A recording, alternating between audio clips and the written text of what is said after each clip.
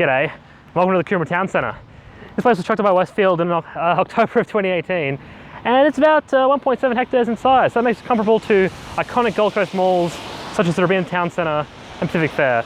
And today we're just going to show you around. So let's head inside.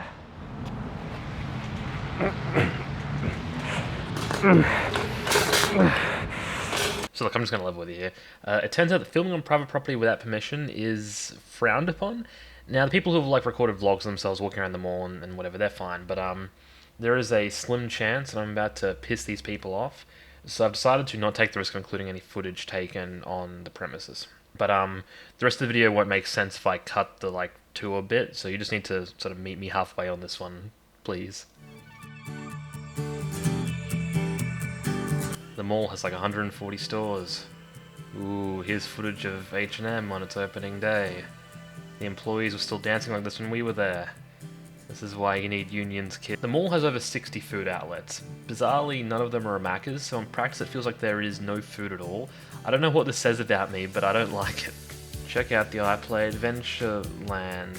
An absurdly large mix of arcade and indoor climbing thing. This is about representative of how many people were there when we visited. Okay, this is the bit in the script now where I pretend to go on an indoor rock climbing thing, and we're caught up now. Thank you for bearing with me. On with the show. Oh.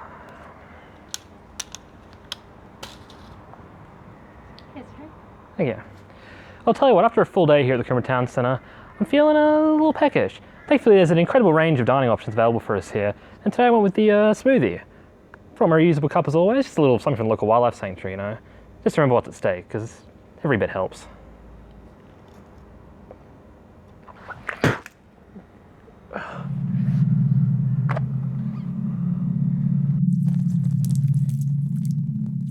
Jesus Christ, it's a metaphor.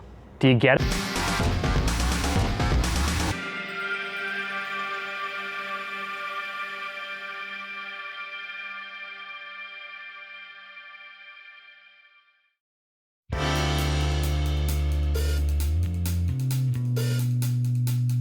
This iconic shot of the Gold Coast surface paradise is perhaps our defining image. Any news broadcast or tourism advert opens with this same aerial shot. It sets a tone, pace, and colour palette, along with just being a gorgeous image in its own right. It is so nice that I wrote in this bit just as an excuse to steal people's footage to have it for myself. If you have visited the coast as a tourist, this image is representational of your experience. This is where you'd have stayed, this is the glamour you sought. But the Gold Coast is the largest non-capital city in Australia. We can't all live on the so-called glitter strip. Travel beyond the beachside motels of Surfers and Broadbeach and you will find a city whose identity is as varied as it is large. From the rainforest retreats of Mount Tamborine to the surfing gems hidden away from tourists at Kira in Miami, with lakeside suburbs peppered throughout, the breadth of the Gold Coast cannot be understated. The one trait that is shared amongst every facet of the Gold Coast is its ideal habitat for koalas. We possess some of the best koala habitat in the country, and that is to say, the world. Due to the Gold Coast's proximity to the state border and its hinterlands, the only viable direction for expansion is north. The Gold Coast has been moving that way for my entire life, with the once rural areas of Coomera and Pimpama having recently wrapped up decades of planned suburban development. Both suburbs are now among the fastest growing in the state. The Coomera Town Centre had been earmarked for construction for almost 20 years, representing the catalyst for the next stage of development in the area. In 2007, long after commitments had been made, the City Council brought in ecological consultants to survey the region for koalas. Their study found a thriving population of 500 koalas over the 2,200-acre survey area, 300 of which would be directly affected by the Coomera Town Centre. The study confirmed the belief that Coomera was one of the last bastions of koala habitat in Queensland. Koalas were once numerous here, estimated in the millions prior to European settlement. The federal government Species Profile and Threats database puts the most recent estimate of Queensland's koala population at 167,000. This number is from 2010 and represents a 43% decline from the 1990 estimate. The decade since has not been kind to the species. The leading cause of koala deaths are the result of habitat loss and fragmentation, car strikes, and dog attacks, all three being caused by human disturbance. A quick comparison between heat maps of human and koala densities highlight the problem. Australia is a desert hellscape, and the temperate regions represent the only habitable land. Humans and koalas share the same space. This has resulted in koalas losing 80% of their habitat in southeast Queensland to development.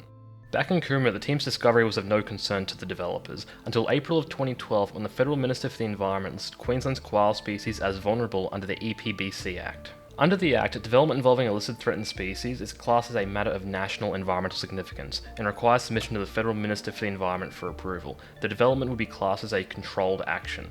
This offered Coomera's koalas protection against the Coomera Town Centre. Under the EPBC Act, it is apparent that a development putting half of Coomera's meta population at risk was not going to see approval. So in May of 2012, less than a month after the protections were granted, the Gold Coast City Council sought the Queensland Government's approval for scientific purposes permits to translocate, that is to say, move 180 koalas from the East Coomera habitat elsewhere. Under the Nature Conservation Koala Conservation Plan and Management Program of 2006 to 2016, translocation of koalas must only be considered for scientific purposes, such as securing the viability of the population. The document explicitly states translocation will not be considered for non-scientific endeavours such as the removal of animals from land undergoing development. Likewise, the EPBC's koala referral guidelines reject translocation as a viable means of mitigating the impact of development. Remember, this was within a month of the vulnerability listing, and in case there was any doubt, the people involved made no secret of the fact that this was solely to facilitate development.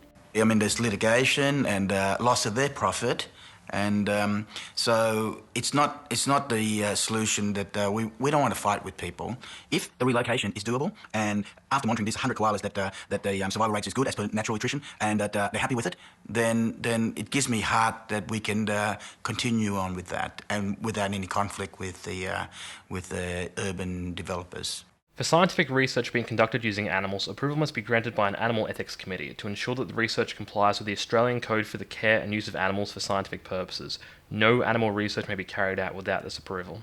Right to information requests by Australians for Animals revealed that these EEC approvals were issued by the Queensland Department of Employment, Economic Development and Innovation. Not exactly the foremost experts on koalas. In spite of that, the scientific purposes permits were approved, and a 2.5-year project began to see the koalas translocated. Permits were granted for a total of 260 koalas, over half the region's population. To quote a committee submission from Australians for Animals, proponents were able to request the Gold Coast City Council to translocate koalas from the site, thus allowing the project to claim EPC koala referral guidelines were not relevant and that the project could not be declared a controlled action. Koala referral guidelines have been ignored. In short, the project breached federal policy and as such was illegal. As Professor Frank Carrick said in the Four Corners report shortly after the translocation began, this project was a brazen means of ensuring development continued, akin to Japanese scientific whaling. East Coomera's koalas were captured, sedated, and under anaesthetic submitted to numerous tests. This included blood, bone marrow, and urine samples. During Four Corners' report into the translocation, there was a narrative presented by the researchers that put forth their efforts as the best of a bad situation, as though the development was inevitable and that translocation was the only alternative to these animals staring down bulldozers. Translocation is not something I want to do. It's something that I'd prefer to do rather than leave them to die when the bulldozers roll or in the aftermath of the loss of their habitat. the reality that the development hinged on the translocation occurring is left unstated. A minimum of 180 koalas will be taken from Coomera and translocated to the Lower Beachmont Conservation Area, 39 kilometres away.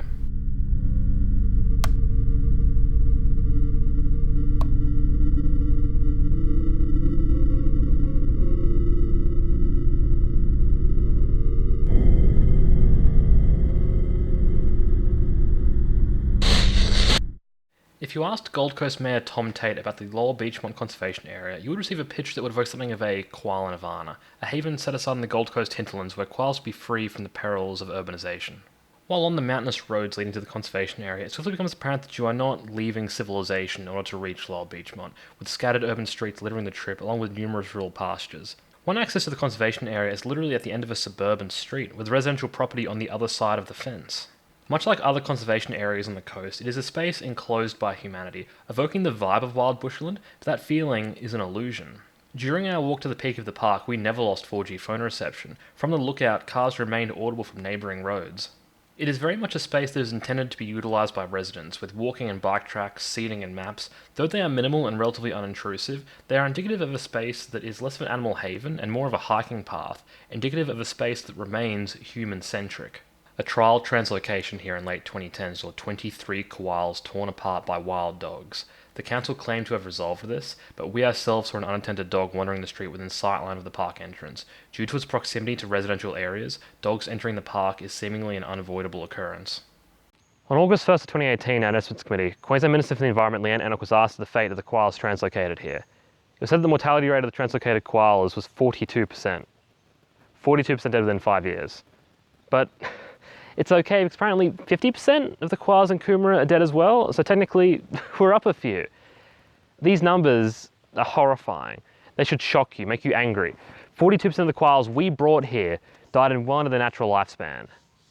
But that number, 42%, it's made up.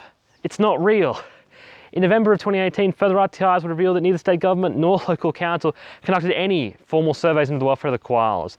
In the 6 months following the end of the translocation, 4 separate tangential surveys were able to identify two of Coomera's koalas.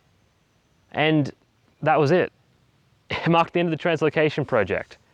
We abandoned them here. This isn't koala nirvana. It's a fucking koala graveyard. One would imagine that a research project into the success of wildlife translocation would have had an interest in the success rate of wildlife translocation. They said as much in the application for the permits, but we'll have to leave that to the experts. So where did the Queensland Government's figure of 42% come from? Well, we know that the study was commissioned by the Gold Coast City Council by an anonymous surveyor. The full report is not publicly available, and as we are about to get into, the mortality rate of 50% in Coomera contradicts the primary source in the matter. However, in March of 2019, after recording that monologue, the ABC's 7:30 report revealed details regarding the study. Though those details were slim, the fact that a journalist has seen the report lends it some form of legitimacy. So while it is disingenuous to call the number a lie, I am personally not convinced of the study's validity. Lower Beachmont represents a culling ground for koalas masquerading as conservation. There was this narrative undercurrent to the whole process, this idea of ethical tree clearing. That as long as you project some outward respect for the wildlife whose habitat you're destroying, that you distance yourself from a Captain Planet villain, that you've done enough. This narrative is damaging because it's simple. It's easy to buy into. It presents a simple solution to a complex problem, and that is our default mode of behaviour. If an expert tells you that this is an acceptable ethical compromise, who are you to question it? And so in 2016 the bulldozers arrived and the eucalyptus trees were cleared. 2 years had passed since the translocation ended, seemingly giving plenty of opportunity for koalas to drift into the now empty territory.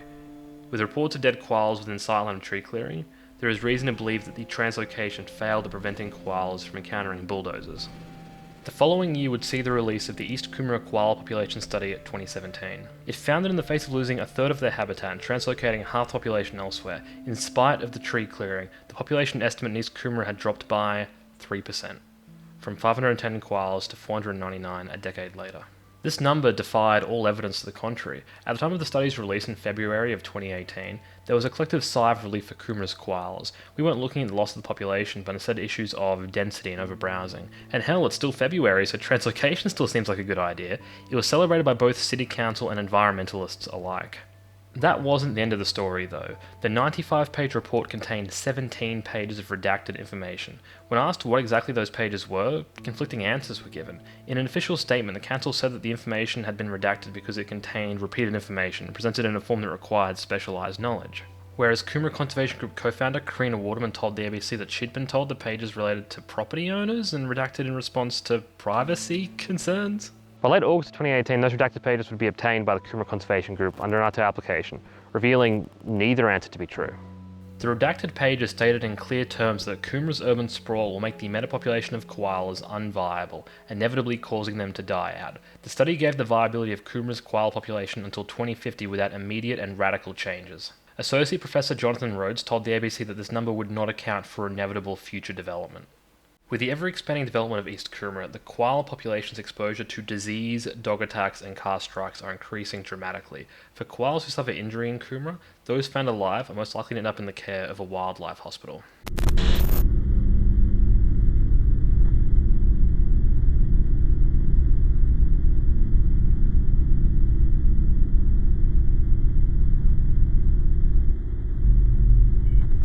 Oh god! Tucked away in the suburb of Currumbin is a zoological garden, the world-famous Currumbin Wildlife Sanctuary. The sanctuary began its life as a scheme hatched by a beekeeper, looking to deter the local rainbow lorikeets from eating his plants.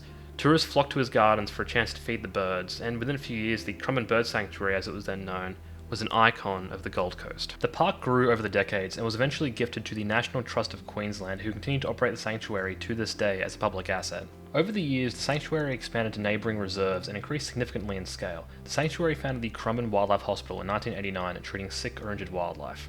The hospital ramped up its efforts significantly in 2010 with the founding of the Currumbin Wildlife Hospital Foundation, who in the 2017-2018 fiscal year raised $550,000 for the hospital. The hospital currently treats around 11,000 animals a year and regards itself as one of the busiest wildlife hospitals in the world. The transition from what was functionally a garden into a globally recognised wildlife hospital was gradual but by no means accidental. Though details are scarce, it would have certainly have begun with residents like Line. Line is a pelican from Sydney who lost a wing after being entangled in fishing wire. She's been a resident of the sanctuary since the 70s. Though she remained wild, Line is unable to hunt for herself. As such, she has been fed by the keepers at the sanctuary for decades now. At some point the decision was made to feed her publicly, and the feeding is now a notable event on Currumbin's schedule. People and local wildlife congregate on the water's edge to witness and hopefully be involved in the feeding. So this is one aspect of Currumbin. Hundreds of people over decades have fed thousands of dollars worth of fish to a single wild pelican to ensure that they have the best chance possible. It is an act that epitomizes the values we envision in a non-profit animal sanctuary such as Currumbin.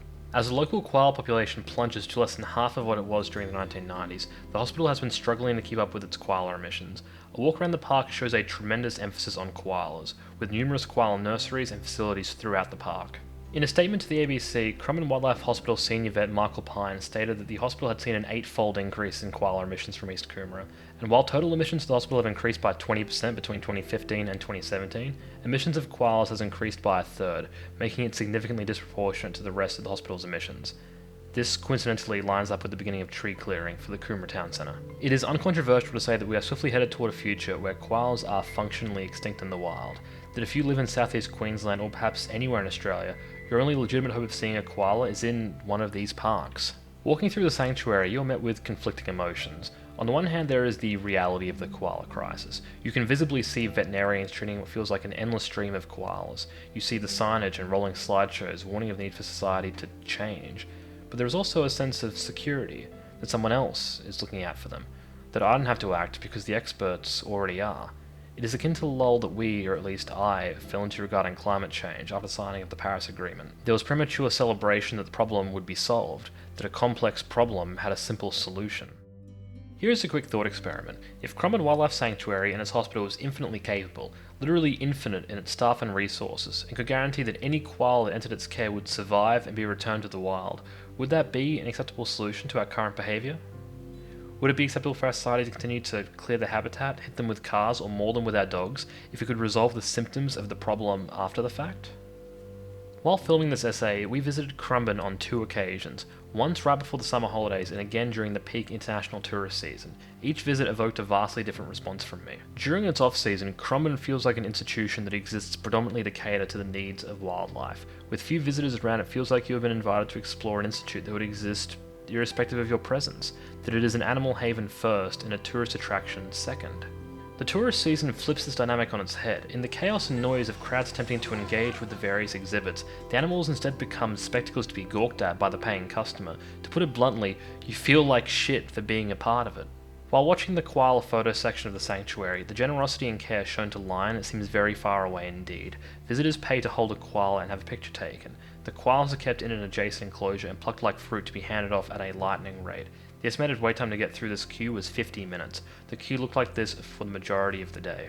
The photo booth is placed at the entrance of the park, almost certainly to maximize engagement, and in doing so exposes koalas to the most noise and foot traffic possible. These decisions are not the result of a pure love for wildlife. This is the other side of Currumbin. Though the National Trust of Queensland and Currumbin Wildlife Sanctuary are non-profit organisations, this institute operates at a scale that can only be funded with the methods of a commercial venture. It can only operate through capitalism, as a business. As such, they are almost compelled to indulge in the same exploitative tactics that we see from theme parks elsewhere on the coast, be it mistreating animals or charging $4 for a bottle of water. There is a duality to the sanctuary's inhabitants. While you have animals like Lion who represent the park at its best, you have animals whose presence is perhaps more challenging. Take Currumbin's latest exhibit, The Lost Valley. It is a massive aviary valued at $2.5 million, containing a variety of flora and birds. Their marquee attractions are ring-tailed lemurs, macaws, and cotton-top tamarins, none of which are native to Australia. Speaking to a volunteer at the park, we learned that some of these animals were purchased. I used the word attraction to describe these animals, and that word is very deliberate. They are here not as temporary residents to be rehabilitated, but to sell tickets. Tickets that enable the park to expand and fund its hospital, that allow it to grow. Currumbin now owns a world-class aviary, and these macaws will enable the National Trust to see a return on that investment. a return that is distributed not just to the park, but to the Trust's various interests across the state. So this is the dilemma we're faced with. These animals are enclosed as permanent residents like any other theme park. Their experience is functionally identical to the animals housed at Dreamworld, Epic Spectacular, or Village Roadshow SeaWorld, all three of these being Gold Coast tourist attractions that saw protests from animal rights groups over the Christmas period. If the goal of Currumbin was to ensure these animals have as good a life as possible under the circumstances, you wouldn't have installations that allow potentially thousands of strangers every day to have direct access to the animals, as is the case with the Lost Valley. The ring-tailed lemurs are flanked by sanctuary staff constantly, purely to ensure guests don't harass them. Exposure to this sort of stimulus cannot be in the best interests of these animals. So what good does come from it? Currumbin's website will tell you that their cotton-top tamarin is there to help highlight the dire plight of the species. This idea of education and awareness is fascinating and complex. Awareness is the first step to understanding, which can absolutely lead to changes in behaviour. Education is critical in that sense. The question becomes how effective the presence of these animals in the park is as an educational tool, and what ideas you are trying to communicate. While at Currumbin Wildlife Sanctuary, I learned facts about ring-tailed lemurs that would make for some great Jeopardy questions, but even approaching the installation with the explicit purpose of creating this essay, I am still left unsure what Currumbin expects to come from exposing visitors to this information. Ring-tailed lemurs are vulnerable to subsistence hunting in Madagascar. They are still hunted for food, in spite of their endangered status and religious significance in the region. This is because for many of those hunters, there is no alternate food source. Due to the complex nature of the threats these animals face, Currumbin rarely puts forth calls to action to its visitors, instead often framing information as advice for the individual. If you visit Croc Country, avoid the following behaviour. Perhaps not useless advice, but akin to Lowell Beachmont, it is a human-centric framing. Ultimately, tourism such as this is intended as a distraction from people's mundane lives. It is escapism. No one wants to take their few precious days off work only to grapple with these systemic critiques. When discussing this issue over lunch with my family, my grandma told me that I was overthinking it. Why can't you just enjoy looking at the animals and not think about, the other stuff? And that perspective probably reflects how the majority of people here would feel. Indulge in the surface level and then switch off when it gets a little too real. Tell yourself there's something you can do, so why even think about it? The National Trust of Queensland's 2017-2018 annual report has a section on Currumbin's education department. The report is as businessy as you could expect. It discusses the department's growth, profitability, sponsorship, and customer satisfaction. There is no mention on the success or impact of the programs as one would expect from the image Currumbin presents. The closest you get is this mention of their community courses as a valuable resource for adults that are looking to expand their knowledge and skills, which is again framing education as to the benefit of the individual and not the wildlife of which we are being educated. In short, answers for Jeopardy. We have seen this idea of conservation as entertainment taken to its extreme with Dreamworld's Future Lab, a newly announced animal research centre being built at the world-famous Coomera theme park. It is being built with the stated intention of furthering research into major threats facing Australian wildlife, citing chlamydia in local koalas specifically. The project has seen $2.7 million in state funding from the Wait, no, hang on, that isn't right. I wrote this down just before, hang on. Oh, right, the Queensland Ministry for Tourism Industry Development's Advanced Queensland Connecting with Asia initiative. Right. When it's complete, the Future Lab will be the only operational scientific laboratory in Queensland that will have the practical capacity to create a STEM tourism experience based on the conservation of koalas and other wildlife. In spite of all my criticism about Currumbin, they are unlikely to ever be quite that tasteless when it comes to commodifying conservation. Currumbin does a great deal of good for wildlife. It remains a non-profit organisation committed to rehabilitating and releasing wildlife. The world is far better for its existence than otherwise. But this is what conservation looks like under capitalism. Currumbin can't be an unquestionable good because we don't allow it to be. It exists within a capitalist society, one that necessitates it operates as a business in order to succeed at its mission. This results in the exploitation of its wildlife with only the most superficial differences from those institutes that are characterised as cruel. Almost every koala mission to the Currumbin Wildlife Hospital is the result of human disturbance. Currumbin is not trying to fight nature, but instead clean up after the rest of us. They are unquestionably doing amazing work for koalas, perhaps the best of anyone, but Currumbin can't be the solution to our problem, because it is ultimately another symptom.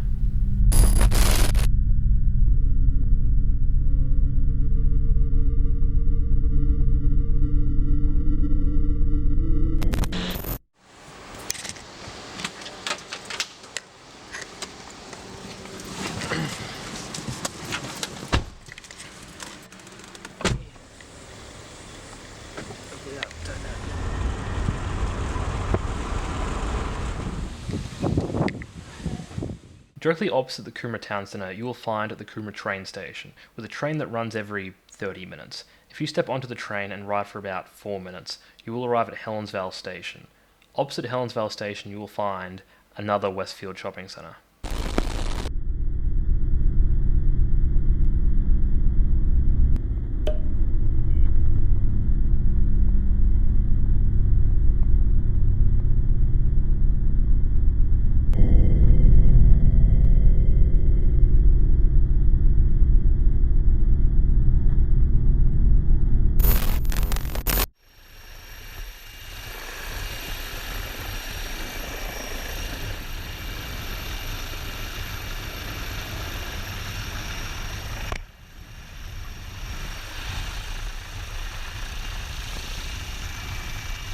Borrowby was the official mascot of the 2018 Commonwealth Games, held on the Gold Coast. A national contest was held to design the mascot with 4,000 submissions. The winning design was supposedly created in an afternoon by Marilyn Cron, before Indigenous artist Shanae Sutton was brought in and tasked with incorporating Indigenous elements into the design. The Indigenous elements were laughably underrepresented, with Indigenous markings added to Borrowby's palms and the base of his feet. Borrowby's signature pose is standing upright, giving a thumbs up. Closed palm. A pose that obscures basically all Indigenous influence on the design. If you have any doubt of just how minimal Sutton's footprint on Borrowby was, you can see from the initial doodles that every iteration of Borrowby is upright with a thumbs up pose unchanged from Cron's final submission. I just want to break time for a second to discuss how slimy the whole venture feels. The design of the mascot was done as a public contest akin to spec work, arguably the most exploitative means of commissioning art, short of torture. Only after the goal was almost certainly a free design did they bring in an actual artist who was given a pathetically small canvas to work with. They're open palms, but they put gloves over the marking. How hard would it have been to incorporate markings into the glove? Like, the whole idea of the mascot was that it was going to be put into the context of various sporting events, right? Like, it would be holding stuff and doing things. So why would you limit yourself in this way? How do you fuck it up this bad? I'm going to assume that neither women were made rich off their work, as the Commonwealth Games Federation has been. The name Borrowby comes from the Yugambeh language and translates to koala. According to Wesley Aird, director of Jabberee Limited, a registered cultural heritage body representing the Yugambeh people, there was no relevant consultation between Comms Games organisers and Indigenous stakeholders. Jabberee opposed the use of Yugambeh language for the naming of the mascot. This matter would be taken to IP Australia for arbitration, an agency of the Australian Government's Department of Industry, where the Gold Coast 2018 Commonwealth Games Corporation would successfully register a trademark on the word Borrowby in Australia. To put it simply, the character of Borrowby is textbook cultural appropriation. It is a character conceived of by a white person with tacked on Indigenous elements, with the at best dubious consent of the people it purports to celebrate, all in service of the Commonwealth Games, an event named in honour of colonialism and empire. And as the bulldozers were rolling through East Coomera in the midst of clearing a third of its koala habitat, the Gold Coast reveals its Commonwealth Games mascot to be a koala. Southeast Queensland is arguably the most unkind region in the country to its koala population. To use the image of a koala as a mascot, well, conservation groups found it to be more than a little tasteless. This brings us to the subject of how we, as Australians, wrestle with our relationship to the koala. We love the koala. If the rigorous journalists at OutbackAustraliaTravelSecrets.com are to be believed, it is the single most iconic animal in Australia, ahead of even the kangaroo. On the Gold Coast especially, we adore our koalas. Take a walk through Surfers Paradise and its countless souvenir shops, and you will find more koala merchandise for sale than anything else. Under capitalism, animals are a resource like any other. They're something to be exploited for whatever wealth can be generated from them. Black August is a scar on Queensland's history that we don't talk about. Throughout the late 1800s, Australia's koala population was in abundance, while there was simultaneously an international demand for fur. European settlers capitalised on this, and a koala fur trade began to thrive. The koala pelts are of high demand but low monetary value.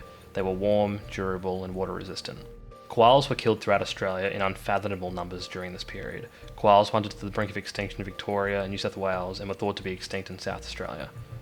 Queensland was the last bastion of the fur trade, seeing 6 open seasons from 1907 to 1927. 1919 saw 865,000 koala skins taken in 6 months. Following this slaughter, concern for the survival of the koala grew. An open season wouldn't be declared for another 8 years. In 1927, drought had crippled rural Queensland. Farms and the railway were no longer employing workers, and many found themselves without a source of income. Faced with a growing economic crisis in the region, koala hunting became seen as a viable means of providing unemployed individuals with work. In a period of economic depression, mounting unemployment and industrial unrest, the Queensland government needed to find a way of securing grassroots rural votes which would not involve cost to the Treasury. The issuing of koala hunting licences was seen as a viable alternative to relief payments. It would also help invigorate the railway industry that would transport the pelts to Brisbane. And so began the last open season on koalas. Between the 1st and 31st of August 1927, 584,738 pelts would be secured, with an estimated death toll of over 800,000 koalas, all in Queensland alone, significantly greater than any estimate on the remaining national population of koalas. This is colonialism's legacy to the koala. This is our legacy to the koala. Not our conservation or tourism, but wholesale slaughter. Koalas were a means to an end, a cheap way to get through an economic downturn, a simple solution to a complex problem. Today, koalas' value to us lies not in their fur, but as a symbol that can be sold. Through this lens, the decision to create Borrabee is obvious. The koala as a symbol is essentially a public domain mascot for Tourism Australia, akin to Mickey Mouse. It recontextualises the merchandise and surf not as admiration, but as exploitation.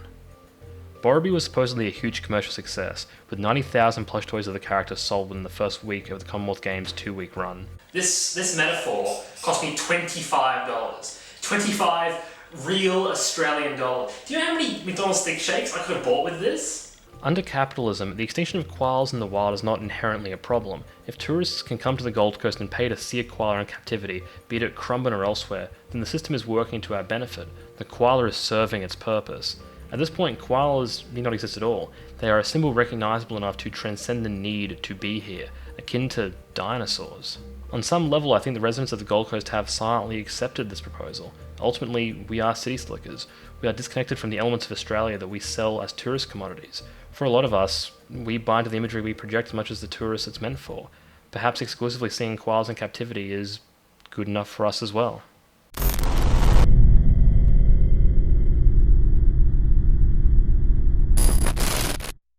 The Coomera Town Centre is around 1.7 hectares in size. It represents a fraction of the 900 acres that have been cleared from Coomera in recent years. Westfield Centre Group was only one of 30 developers who reaped the benefits of the translocation project as part of the Coomera Master Plan. The Coomera Town Centre does not exist in a vacuum. It is a service provider to, and harbinger of, urban development. It would seem that if we are to truly understand the mall's impact on koalas, we must consider the urban development of East Coomera. If, like myself, you've recently come into contact with the Gold Coast rental market, it would be reasonable to assume that we are suffering from a housing shortage on the Gold Coast. This notion forms the nucleus of almost all discourse around housing. It seems obvious. We have a growing population, and thus we will always need to be building new homes. Shelter is something we all need. However, real estate is a capitalist institution, and so it behaves as a market. Houses are commodities to be bought and sold. They are appreciating assets as much as they are shelter, and this influences how homes are built. In capitalism, things are produced to become commodities, which is to say, something created so that you can use it to make a profit, not something that people necessarily need. Which is not to say that people don't need commodities, they often do, but that's not the purpose of their creation under capitalism. The purpose is to generate profit. By way of example, this is the award-winning The Spy Catchers, The Official History of Asia, 1949 to 1963, written by David Horner. I picked this up one day after a particularly insecure trip to the bookstore, and I'm sure it is filled with just pages and pages of profound insight as to the role of state surveillance in our modern world. I wouldn't know because I never read so much as a single fucking sentence of the thing. Now that might disappoint Horner, but probably not much. He still sold a copy of his book, which is the primary purpose of publishing a book. What I choose to do with after the point of purchase is my business. If I choose never to read it, well, what's the problem, officer? As a book, it's a failure, but as a commodity, it was very successful. Because real estate is a commodity that exists to make a profit, there are plenty of scenarios where a house can be privately owned but not function as shelter for the person who owns it. Investment properties can be left empty. The Gold Coast is in part known for its strip of celebrity holiday homes. And don't even get me started on rental properties. Remember when Daly Cherry Evans was supposed to join the Titans in 2015? He bought a $1.5 million property here that he still owns. He may well have never spent a night in it. On the night of the 2016 census, just shy of 10% of homes on the Gold Coast were unoccupied. 24,000 properties. 6 times the number of homeless people on the Gold Coast. I would suggest that it is disingenuous to claim we have a shortage of homes if at any given time 1 in 10 of them are empty. As it stands, individuals must navigate the system to find a place to live. and for most of us that means looking to the ever-expanding fringes of the city, towards suburbs such as East Coomera. About 3 minutes drive from the town centre down a particularly awful bit of road, you'll find this new suburb being constructed. These homes represent the current frontier of development, cheap properties that offer the best outcome for people such as myself. It is a way for my partner and I to live in a traditionally nice neighbourhood, with all the perks of suburbia. Of course, it will inevitably inflate in price and my demographic be pushed out to the new frontier. When urban development arrives at koala habitat, there is a narrative that tends to pop up that we can build around them, that koalas can thrive amongst humans under the right circumstances. As mentioned earlier in the piece, koalas' leading threats all stem from human disturbance. Queensland's koala coast was once put forth as a testament to koalas' ability to succeed amongst humans. Supposedly at one stage the name was very apt.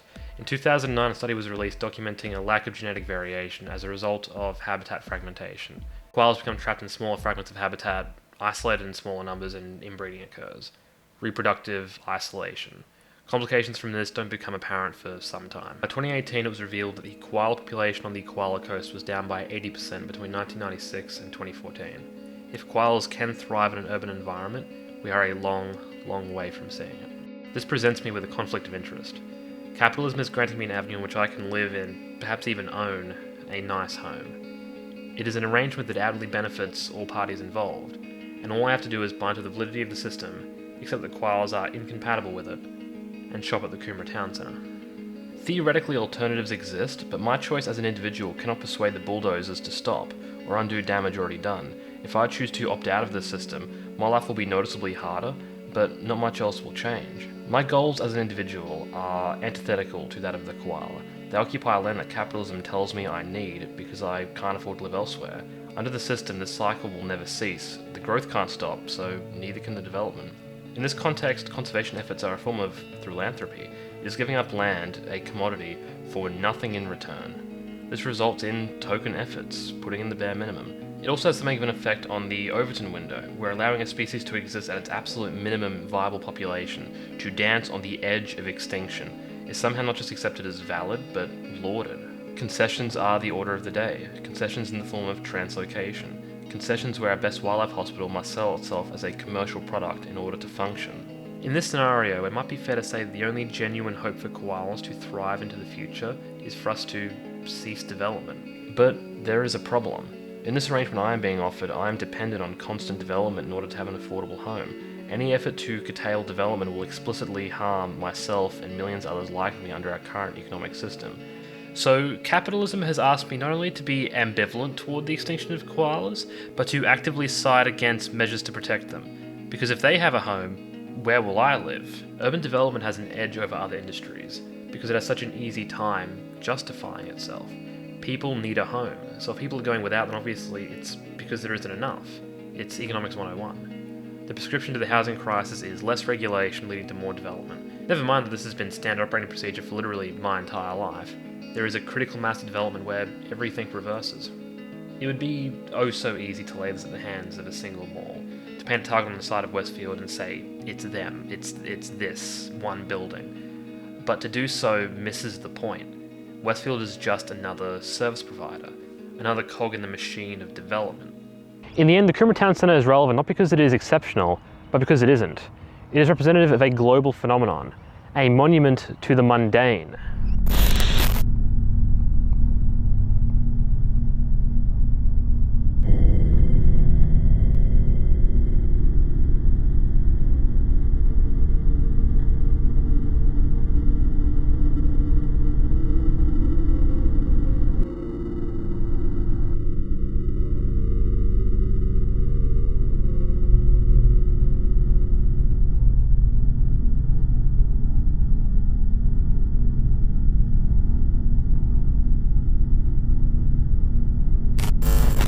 We are living in the Anthropocene, the geological period where humanity is the dominant influence on the planet.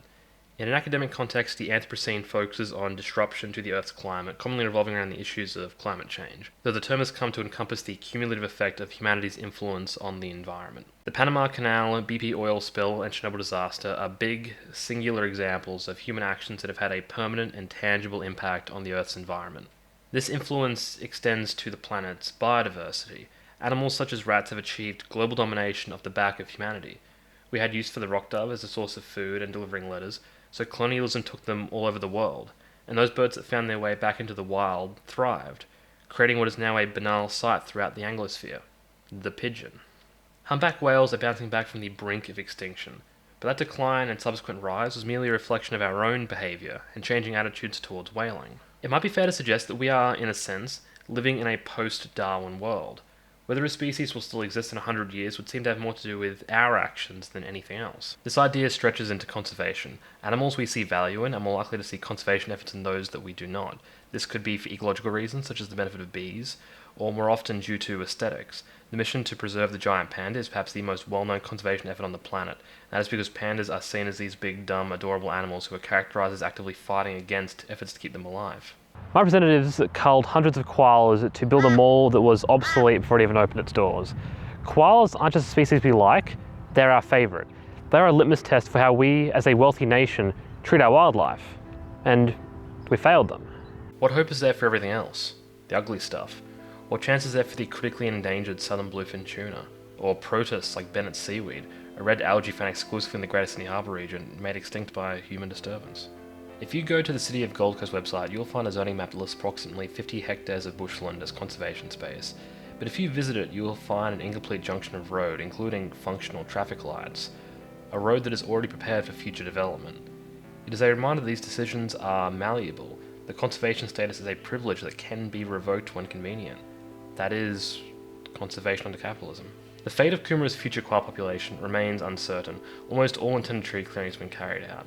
With the City Council's vote to take steps to preserve them, there remains a slither of hope that koalas may cling on in Coomera into the future. Should the Council follow through with the extensive recommendations put forth by BioLink, koalas will exist within conservation space, amongst their minimum viable population. That is their best case scenario at this point. Let the koala sent to Beachmont be a cautionary tale of just what humanity is capable of when we indulge in apathy and ignorance. That is the true tragedy of the Translocation Project. The koalas were collateral damage. We cared about them enough not to shoot them, but not enough to protect them. Apathy killed those koalas in Lower Beachmont. But probably also wild dogs. The creation of this essay was one of the most emotionally taxing experiences of my life. I have spent months grappling with issues much larger than myself, larger than I could have ever imagined. At every stage of the process, I felt overcome with a sense of hopelessness, that I was screaming into the void. On this subject in specific, I understand how much it can hurt to think about societal problems, about struggling against your own complicity in cruelty. But that is the nature of the crisis we face. It brings into question our very capacity for empathy. The ability to absolve oneself of guilt by holding unaccountable systems at fault can often feel like the only way to process what we do to this planet. As much as that can be depressing, it can also have a kind of illicit thrill. To absorb the nuances of a complex issue, feel sad, say there's nothing I can do, and promptly click another YouTube video. It is a form of misery tourism. While that may help reconcile with our actions, it also means absolving yourself of responsibility to contribute to the solution, a symbolic washing of the hands. That isn't activism, and it doesn't lead to change, because if I willfully ignore reality to allow myself to benefit, I am no different than the developers who reaped millions from the deaths of these koalas. The details of the East Coomera Translocation Project are still unfolding. At time of writing, no one has been held accountable for what happened, and it is unlikely that anyone ever will be, because ultimately the project was a success. It was an unquestionable victory for capital. The development of East Coomera will generate millions of dollars for the state and private industry alike, and all it took was moving a few stubborn koalas. Throughout this essay, we have been quick to dismiss individual culpability in systemic problems. I make no such exception in the case of the East Coomera Translocation Project. The people who enabled it and carried it out did so knowing the context. The project was only greenlit because it was a loophole to the federal regulation. If the translocation does not happen, the Coomera Town Centre does not get built. Should any of those individuals see this, the colour of your soul is between you and God. All we'll ever know, all those koalas ever knew, was what was done to them. And you knew better. But there will always be someone willing to stuff koalas into sacks. Koalas need your advocacy right now, because you know better than anyone else. When this idea of commercially motivated translocation rears its head again, call it out for what it is. You owe them that much. The commodification of shelter, necessitating and justifying the clearing of koala habitat. The systemic exploitation of koalas that began with their skinning and continues to this day with their captivity. And the East Coomera Translocation Project itself. None of this exists in a vacuum. They are the product of systems. They They are problems to be addressed by systemic solutions. But at the most basic level, we can ensure that we never see the likes of the East Coomera Translocation project again. That we are critical of any development that presents wildlife as a problem to be solved. If we are living in the Anthropocene, then we must accept that we are in control of not just our own future, but the future of every living thing on this planet. We have the capacity to alter the very world we inhabit, and through that lens, artificial constructs such as capitalism and its arbitrary constraints begin to look awfully small. If we do truly have the means to shape the world around us, then that gives us a duty to not just know better, but to be better. And now you know better.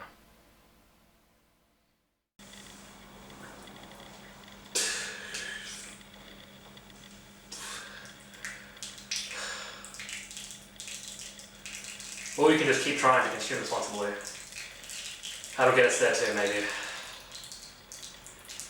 Oh god. Do some more. Do some more? Do some more. Like, just... Just do it. Okay.